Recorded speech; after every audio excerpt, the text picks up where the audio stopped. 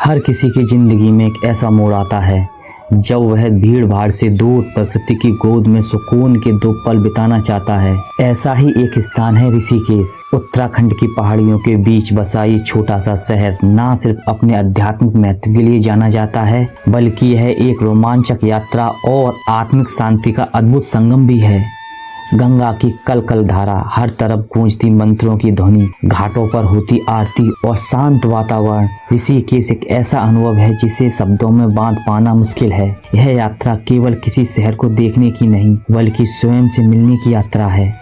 तो आइए इस पवित्र और रोमांचक स्थान की ओर कदम बढ़ाते हैं, जहां प्रकृति, अध्यात्म और एडवेंचर तीनों आपका स्वागत करते हैं।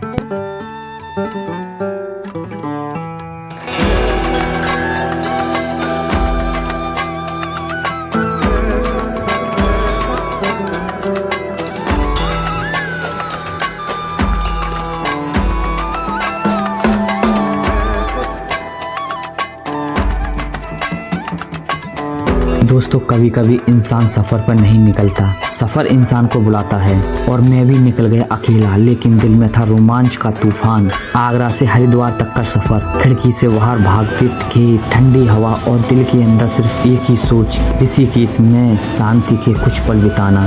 और पलक झपकते ही हमारी ट्रेन ने हमें पहुंचा दिया हरिद्वार स्टेशन पर उतरते ही जो ठंडी हवा चेहरे से टकराई, ऐसा लगा जैसे किसी साधु ने आशीर्वाद नहीं, सीधा बर्फ का गोला फेंक कर मारा हो।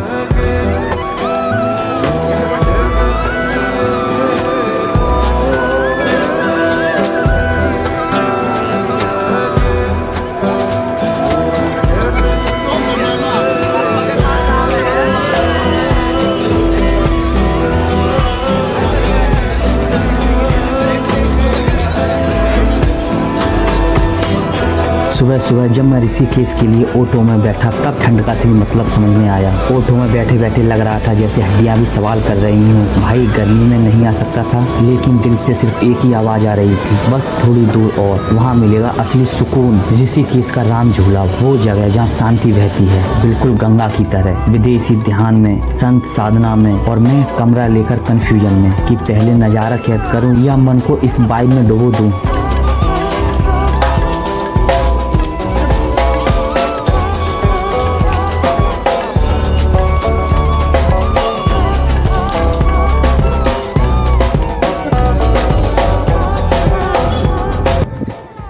हाय दोस्तों, हम पहुंच चुके हैं अब राम झूला ब्रिज। इस ब्रिज को क्रॉस करने के बाद गंगा स्नान करेंगे। उसके बाद नीलकंठ महादेव की मंदिर के लिए ट्रैकिंग स्टार्ट होगी। लेकिन यहाँ सर्दी काफ़ी ज़्यादा है, बहुत ज़्यादा सर्दी है।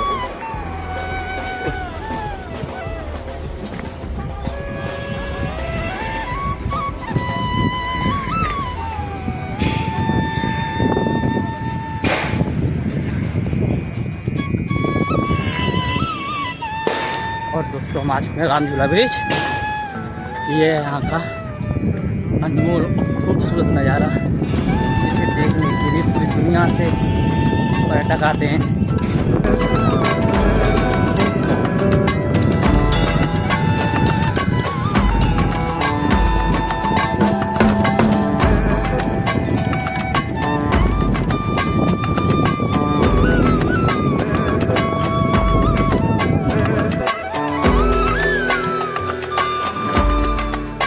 फिर आया वो पल गंगा स्नान का, जब पहली डुबकी लगाई तो आत्मा भी बोल पड़ी, भाई सांस लेना है या नहीं। लेकिन जैसे ही जल चढ़ाया, मन में कुछ हल्का सा महसूस हुआ, जैसे भगवान शिव ने कहा हो अब तू तैयार है। वहीं भगवान शिव पर जल अर्पित करने के लिए गंगा जल भी भर लिया।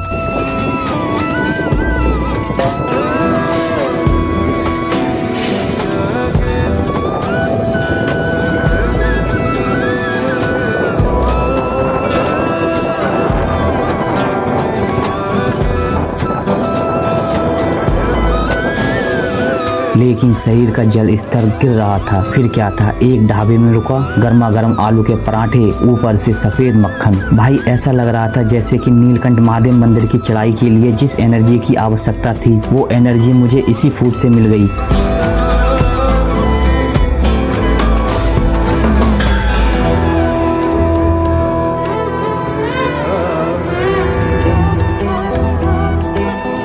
इसके बाद शुरुआत होती है असली ट्रैकिंग की, असली एडवेंचर की, यानी कि ट्रैकिंग करते हुए नीलकंठ महादेव के मंदिर की ओर प्रस्थान करना और उनका जलाभिषेक करना। हमारी नीलकंठ की ट्रैकिंग शुरू हुई कच्चे पथरीले और बीचों बीच घने जंगल में बने हुए एक टेढ़े मेढ़े रास्ते से, जो राजाजी नेशनल पार्क के बीच में होकर जाता है। राजाजी नेशनल पार्क का बोर्ड देखकर दिल की धड़कन और तेज हो गई, जिस पर लिखा था टाइगर से सावधान। ट्रैकिंग का पूरा सफर राजाजी नेशनल पार्क के अंडर में आता है।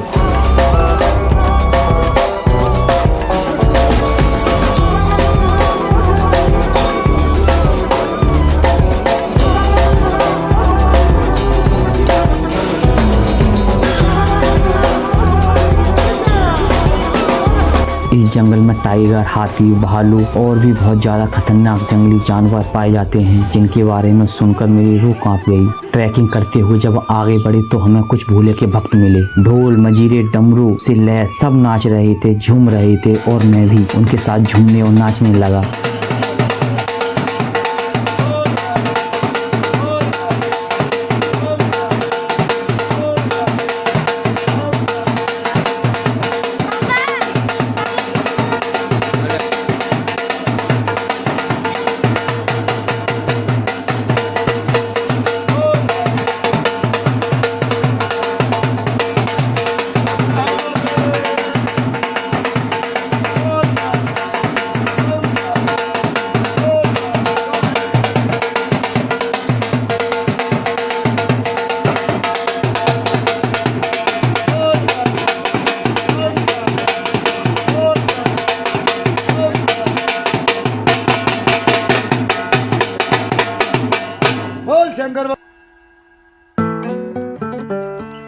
नीलकंठ महादेव की चढ़ाई बहुत ही खतरनाक और पथरीली टेढ़े मेढ़े रास्तों से होकर जा रही थी। ट्रैकिंग करते हुए हम पूरी तरीके से थक चुके थे। अब हमारा शरीर भी जवाब देने लगा और 17-18 किलोमीटर की ट्रैकिंग करने के बाद जब पहली बार मंदिर की छत दिखी तो मैं वहीं ठहर गया। और हम जंग जीत चुके हैं और पहुंच चुके नीलकंठ महादेव के मंदिर के बिल्कुल पास।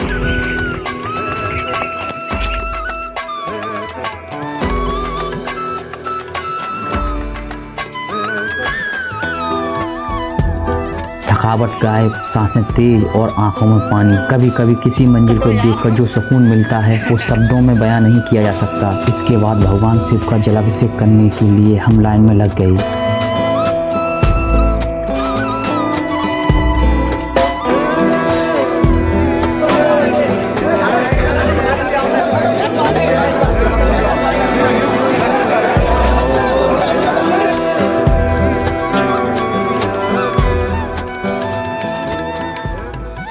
फिर धीरे धीरे हम मंदिर के पास पहुंचे और मैं भगवान शिव के सामने खड़ा हुआ। मौन, शांति और सिर्फ एक एहसास में आ गया। जल चढ़ाया, मन हल्का हुआ और लगा जैसे भोले बाबा ने कहा हो शाबाश बेटा। भोले बाबा के दर्शन करने के बाद अब बारी थी माता पार्वती के मंदिर जाने की। बगल में माता पार्वती का मंदिर था। वहाँ की शांति कुछ और थी। अच्छा, शाम हो गई ना।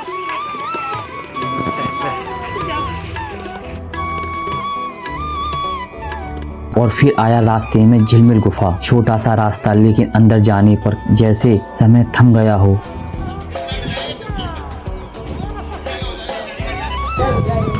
भाई लोग, हम आ चुके हैं माँ पार्वती देवी के मंदिर और इसके बाद जाना है हमें झिलमिल गुफा। और करीब यहाँ से झिलमिल गुफा की दूरी 5 किलोमीटर है और चढ़ाई भी काफ़ी है। चलते हैं धीरे धीरे, देखते हैं कितने टाइम तक वापस आ पाते हैं और पहुँच पाते हैं। और यहाँ पर ये नरसिंह भगवान का मंदिर।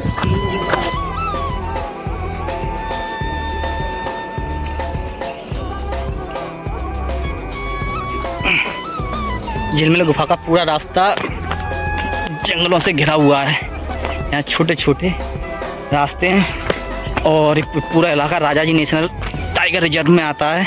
यहाँ सबसे बड़ा खतरा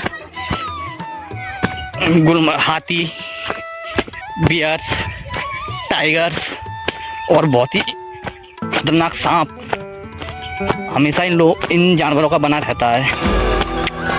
यहाँ पर सबसे बड़ा खतरा टाइगर का रहता है और उससे भी ज़्यादा हाथियों का।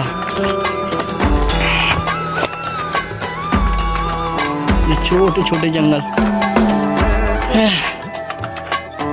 आसपास कुछ भी नहीं है, बहुत ही डरा देना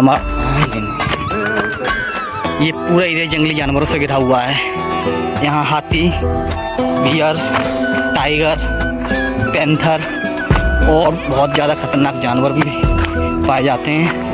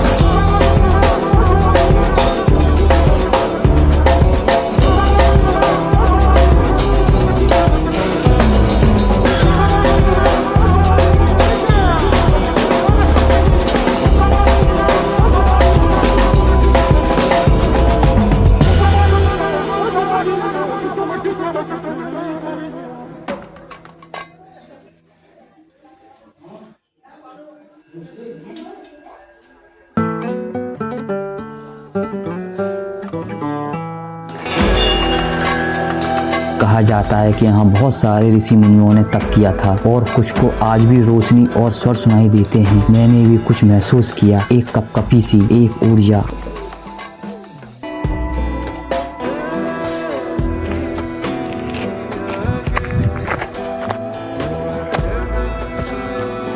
अब हम चल रहे हैं गणेश गुफा की तरफ। ये हमारा लास्ट पॉइंट है।